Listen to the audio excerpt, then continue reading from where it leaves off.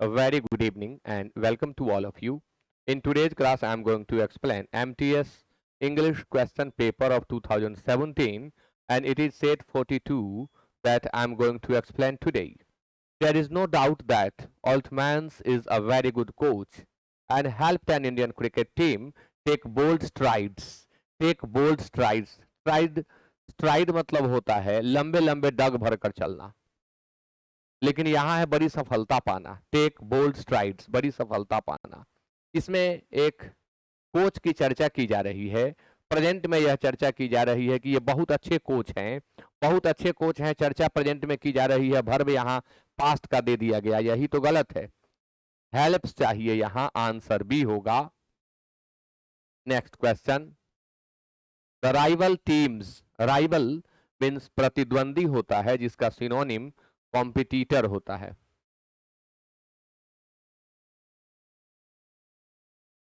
The rival teams scored 3 goals with 10 circle penetrations against us and we did scored. बात past में की जा रही है, यहाँ स्कोर्ड का यूज किया गया V2 का, और जिससे तुलना की गई उसके लिए भी हम V2 का ही यूज करेंगे. डिड यहाँ सुपरफ्लूअस है, डिड हटा दें, आंसर सी हो जाएगा. Question number 3. Only one of the students dash not done the homework given yesterday. यह yesterday given के लिए लगा हुआ है और यह पार्ट तो प्रेजेंट परफेक्ट टेंस लेगा क्योंकि यहाँ नॉट डन लगा हुआ है. विद्यार्थियों में से एक ने कल दिए गए होमवर्क को नहीं किया है, बात अभी की है, इसलिए हम हैज का प्रयोग करें. 3 का आंसर भी होगा. Question number 4. Government is trying to dash the former glory of Red Fort. सरकार कोशिश कर रही है कि रेड फोर्ट को उसकी फॉर्मर ग्लोरी लौटा दी जाए, दे दी जाए, यानी उसकी जो प्राथमिक गरिमा थी वह उसे प्राप्त हो जाए. सरकार कोशिश कर रही है. Trying to create, create means सृजन करना, क्रिएट मीन्स निर्माण करना. ऑप्शन नंबर बी में है rehab. The way of treatment,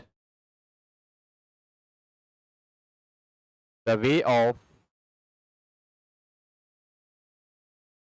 treatment for drug addicts. अब सिर्फ ड्रग एडिक्ट्स ही नहीं, जो एल्कोहलिक हैं, जो एडिक्ट हो गए हैं, उनको अल्कोहल से मुक्त कराने के लिए जो ट्रीटमेंट की पद्धति है, जो तरीका है, वह रिहैब कहलाता है. आपने सुना होगा रिहैबिलिटेशन सेंटर. रिहैबिलिटेशन सेंटर उस सेंटर को कहा जाता है जहां ड्रग एडिक्ट्स, अल्कोहल एडिक्ट्स लोगों को पुनः सामान्य जीवन और सामान्य आदतों में लाया जाता है, उससे निकाल करके. रीस्टोर, पूर्वावस्था में लाना, रीस्टोर पूर्वावस्था में लाना, और सरवाइव जीवित बचना, मुसीबत झेलते हुए बच जाना सरवाइव होता है. तो आंसर क्या होगा? फॉर्मर ग्लोरी रीस्टोर करने की सरकार कोशिश कर रही है. Question number 5. शब्द है बैनिश और बैनिश के लिए सिमिलर वर्ड देना है. कमेंट करें आप. ए में एक्सपेल है, बी में अलाउ है, सी में कीप है और डी में वेलकम है. बैनिश देश निकाला देना, बहिष्कृत करना. एक्सपेल बहिष्कृत करना. अलाउ अनुमति देना. अलाउ का सिनोनिम कमेंट में लिख दें आप लोग. कीप रखना और वेलकम वर्ब के रूप में स्वागत करना. बैनिश देश निकाला देना. अब अलाउ कीप वेलकम तो होगा नहीं, वेलकम तो एंटोनिम है. एक्सपेल होगा बहिष्कृत करना, निकाल देना, निष्कासित करना. 5 का आंसर ए होगा. Question number 6. सिमिलर वर्ड बताना है. शब्द है ऑडेसस.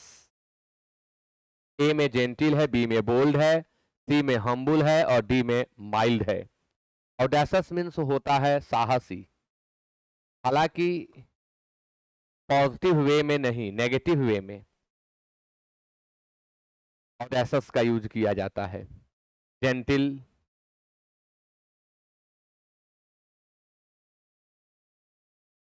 सुशील, बोल्ड, साहसी, हम्बल, विनम्र और माइल्ड, मधुर या मंद। ऑडेसियस का साइनो बोल्ड ही होगा। क्वेश्चन नंबर 7, एब्रिविएट, इसका भी सिनोनिम ही आपको बताना है। ए में लॉन्ग है, बी में शॉर्टन है, सी में लार्ज है और डी में ह्यूज है। एब्रिविएट मीन्स होता है संक्षिप्त करना, छोटा करना, संक्षिप्त करना या छोटा करना। लॉन्ग लंबा, शॉर्टन छोटा करना।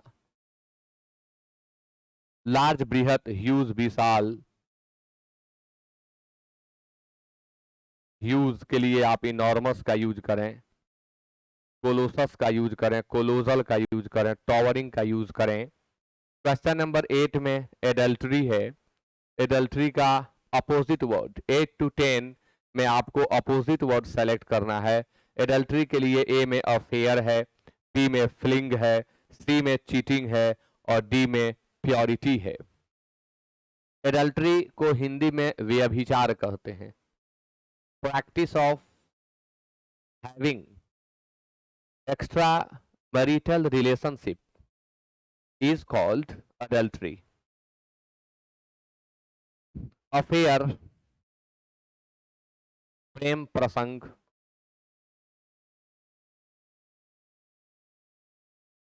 फ्लिंग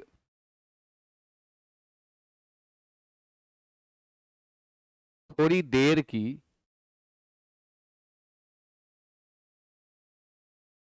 मौज मस्ती। आप रंगरेलियां सुने होंगे, रंगरेलियां, उसके लिए फ्लिंग का यूज होता है। और इसे फ्लिंग मीन्स होता है घुमा कर फेंक देना, किसी चीज को वेग के साथ फेंक देना। चीटिंग धोखा। प्योरिटी शुद्धता।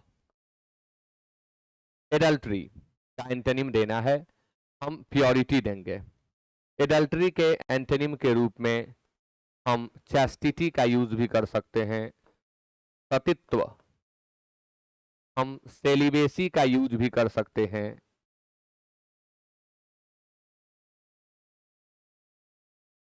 हम वर्जिनिटी का यूज भी कर सकते हैं। 8 का आंसर डी होगा, प्योरिटी के ये सिनोनिम है। क्वेश्चन नंबर 9, शब्द ब्रेजन है और ऑप्शन नंबर ए में बोल्ड है, बी में मॉडेस्ट है, सी में फ्लैशी है, डी में फॉरवर्ड है। ब्रेजन मीन्स होता है निर्लज, लज्जाहीन। बोल्ड साहसी, डेयरिंग साहसी। मोडेस्ट विनीत, जिसमें विनय हो, जिसमें शालीनता हो, वह मोडेस्ट है। फ्लैशी तड़क भड़क, अधिक महंगा होने के कारण काफी चमकीला, काफी तड़क भड़क, फ्लैशी कहलाता है। फॉरवर्ड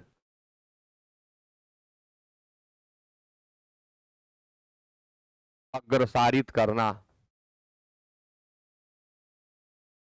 प्रेजेंट निर्लज होता है, तो मॉडेस्ट होगा शालीन, विनम्र, विनित।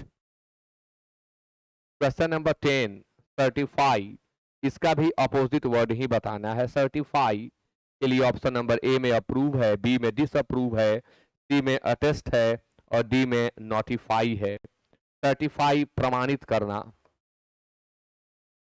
सत्य सिद्ध करना। अप्रूव स्वीकृत करना, डिसअप्रूव, अस्वीकृत करना, अटेस्ट,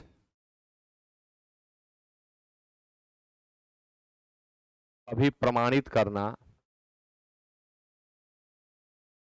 नोटिफाई, सूचना देना।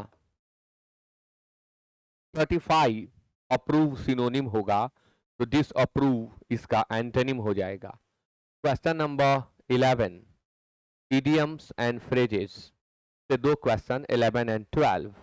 11 में है be wet behind the ears. Be wet behind the ears means immature होता है, इनएक्सपीरियंस्ड होता है। इनएक्सपीरियंस्ड और इमेच्योर होता है, नोवाइस होता है। नॉट वेरी एक्सपीरियंस्ड, यानी 11 का आंसर सी होगा। Question number 12, drive something home. Drive something home, जोर डालते हुए किसी चीज को समझाना। Drive something home, to keep a secret, to emphasize an important point, to think about his her welfare, to fool someone. Welfare means कल्याण। अच्छा, मैंने अलाउ का साइनो पूछा था आपसे। अलाउ का साइनो परमिट और लेट होता है। परमिट और लेट होता है अलाउ का साइनो। 12 का आंसर बी होगा। क्वेश्चन नंबर 13 और 14 ये दोनों सेंटेंस इंप्रूवमेंट हैं। इट इज स्टिल डाउटफुल, अभी भी यह संदेह के घेरे में है। Whether demand for industrial output is went to attain any meaningful strength. अभी भी यह संदेह के घेरे में है कि क्या demand for industrial output, industrial औद्योगिक आउटपुट का डिमांड। अब देखिए ना, इज के बाद वेंट लगा हुआ है, इज गोइंग टू होगा, यानी 13 का आंसर ए होगा। Question number 14, most of the surveys suggest that consumer sentiment, subject sentiment है, हैज डिटेरियोरेट स्टीडीली। यहां टाइप मिस्टेक है। जब अच्छा, हो सकता है हाँ, हमें हैव को ही बदलना है। अच्छा, यहाँ सजेस्ट दिया हुआ है। ग्रामर का एक इंपॉर्टेंट रूल है, मैं इसे आपको ट्रिक से बताता हूं। यदि सजेस्ट, रेकमेंड और प्रोपोज के बाद मॉडल ऑक्सिलरी वर्ब भरना हो तो वह सिर्फ शुड होता है। कोई दूसरा ऑक्सिलरी वर्ब हम इन तीन के बाद नहीं फील कर सकते। यहाँ मस्ट है, हैज है, विल है, मजबूरी में हमें मस्ट सेलेक्ट करना होगा। बेस्ट आंसर तो शुड ही होता है, बट यहाँ नहीं दिया गया है। लेखक टेस्ट करना चाह रहे हैं, प्रश्न सेट करने वाले टेस्ट करना चाह रहे हैं कि सजेस्ट, रेकमेंड, प्रपोज को याद करने वाला विद्यार्थी मस्ट सेलेक्ट करता है या छोड़ देता है। अवश्य करेगा, क्योंकि शुड मीन्स चाहिए, मस्ट अवश्य चाहिए। तो कुछ हद तक यही मैच करेगा, बाकी तो सोच भी नहीं सकते आप। Question number 15, allowance paid to wife on legal separation. जब कोई स्त्री कानूनी तौर पर पति से अलग होती है, उस समय जो उसे भत्ता के रूप में राशि दी जाती है, उसे क्या कहते हैं? एलिमनी कहते हैं। परित्यक्ता पत्नी को पति द्वारा दिया जाने वाला गुजारा भत्ता या एकमुश्त राशि को हम एलिमनी कहते हैं। सेरेमनी, उत्सव या महोत्सव। एंटीमनी, ये एक केमिकल।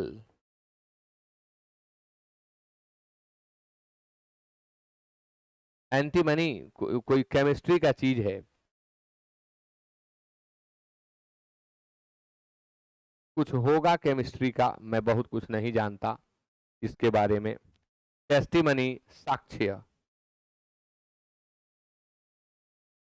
तो आंसर 15 का ए होगा। Question number 16, loss of memory.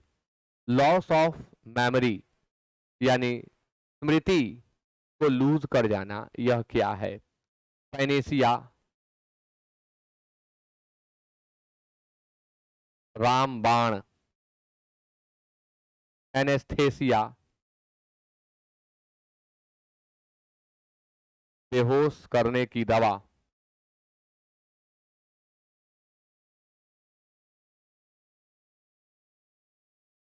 Amnesia यही आंसर होगा। लॉस ऑफ मेमोरी को एमनेसिया कहते हैं।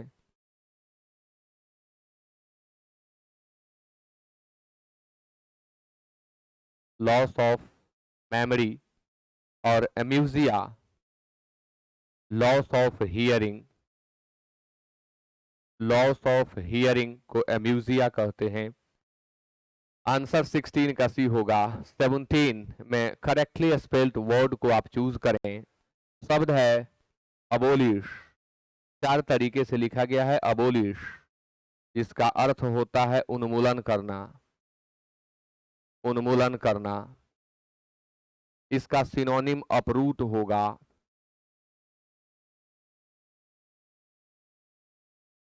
रूट आउट होगा। इरेडिकेट होगा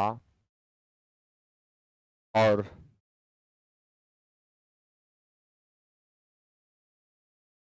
एलिमिनेट होगा। 18 में जो शब्द है वो एब्सेंस है। 4 अलग अलग तरीके से लिखा गया है, सही एक ही है।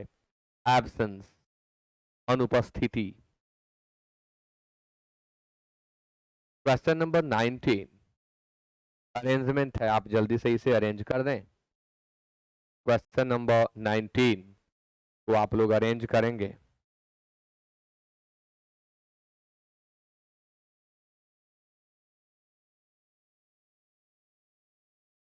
A safe and secure.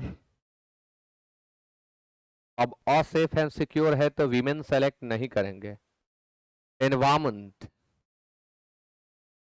में अलाउ मोर वीमेन, मोर के बाद काउंटेबल नाउन प्लूरल फॉर्म में यहां दिया है, सेलेक्ट कर लें क्योंकि ऑफ करेंगे नहीं। More women to take up a variety of jobs और रन अ बिजनेस, यानी QPR और QPR बी में दिया गया है। क्वेश्चन नंबर 20 को आप अरेंज करें। क्वेश्चन नंबर 20,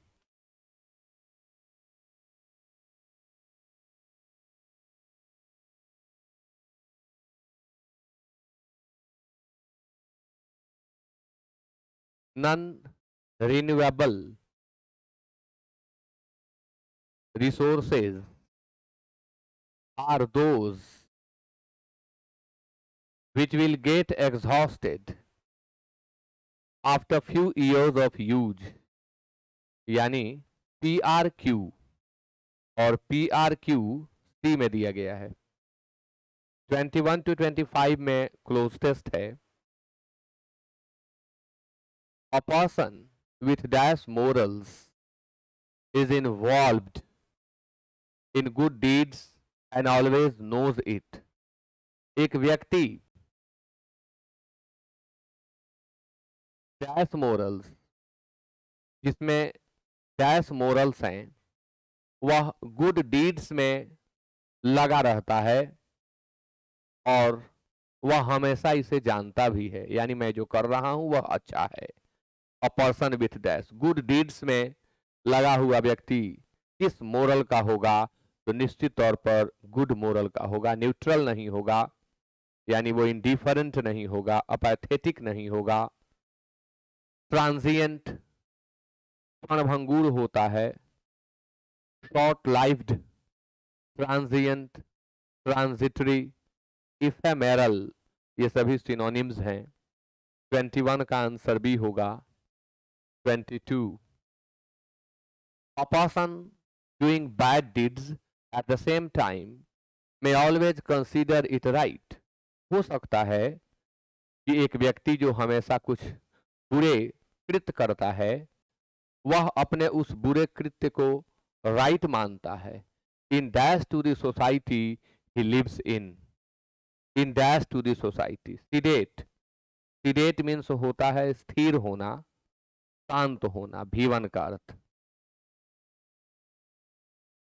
इरिटेट, चिढ़ाना, उबाना, तंग करना, परेशान करना, गुस्सा दिलाना, धीरे धीरे किसी को गुस्सा दिलाना इरिटेट है। अडॉप्ट, अनुकूल बनाना, खुद को ढाल लेना, अनुकूल बनाना। अडॉप्ट, गोद लेना या ग्रहण करना, स्वीकार करना। अब इसमें एक प्रपोजिशन भी दिख रहा है to. Consider it right in dash to the society. In adapting, क्योंकि सोसाइटी इत्यादि में हम अडेप्ट होते हैं, तो in adapting to the society he lives in, but is actually having bad dash, लेकिन वास्तव में actually having bad dash, morals, corals, cultural और मोरल्स। मोरल्स भित्ति चित्र कहते हैं। अब ये भित्ति चित्र क्या है? किसी दीवार पर बना हुआ बड़ा सा चित्र भित्ति चित्र कहलाता है। कोरल्स को हिंदी में मूंगा कहते हैं, यह एक जलीय पौधा है। कल्चरल सांस्कृतिक, कल्चर का एडजेक्टिव होता है कल्चरल, और मोरल्स मीन्स आचरण। मोरल मीन्स पाठ, मोरल्स मीन्स आचरण। But is actually having bad dash, लेकिन वास्तव में जो उसका डैश होता है, आचरण होता है, वो तो बुरा ही होता है, क्योंकि उसके जो कृत्य हैं वो बुरे हैं।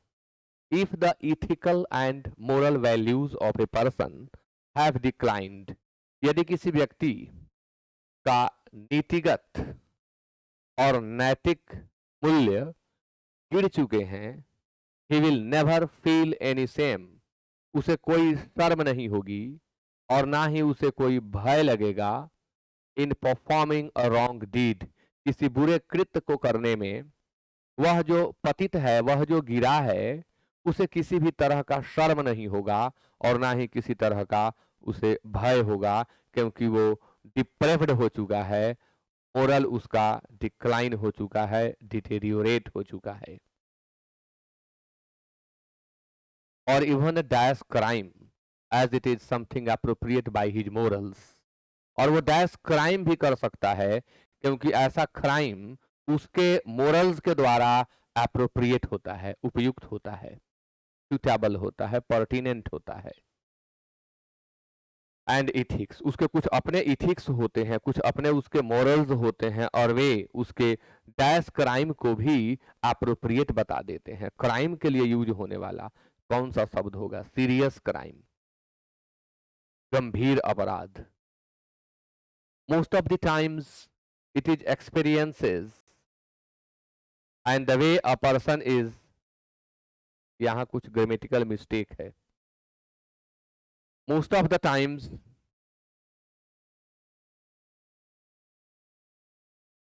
it is experiences and the way a person is dash up। हाँ ठीक है, ठीक है, कॉम्प्लीमेंट का काम कर रहा है, इट के लिए इज लगा है। इट इज एक्सपीरियंस, अधिकाधिक समय अनुभव ही है, और the way a person is dash up that decide his actions and hence his morality and ethics, वो उस व्यक्ति का अनुभव ही है, और वह व्यक्ति जिस तरह से पला बढ़ा है, उसके अपने अनुभव और उसका पालन पोषण ही डिसाइड करता है उसके एक्शंस को, और उसके एक्शन ही डिसाइड करते हैं उसकी मोरालिटी और उसकी इथिक्स को। तो 25 का आंसर डी होगा। ब्रॉट, यहाँ पालन पोषण वाला सब चाहिए तो ब्रॉट अप होगा। यानी किसी व्यक्ति का जो अपब्रिंगिंग होता है, जो लालन पालन होता है, उसी से तो उसके इथिक्स, उसके मोरल्स डिवेलप होते हैं, सीखता है सोसाइटी से, फैमिली से। तो ये पैसेज कुछ हद तक हमें कुछ शिक्षा भी दे करके गया है। चलिए सेट 42 हम लोग कंप्लीट कर लिए। मिलते हैं फिर अगले क्लास में। Thank you so much for joining the class.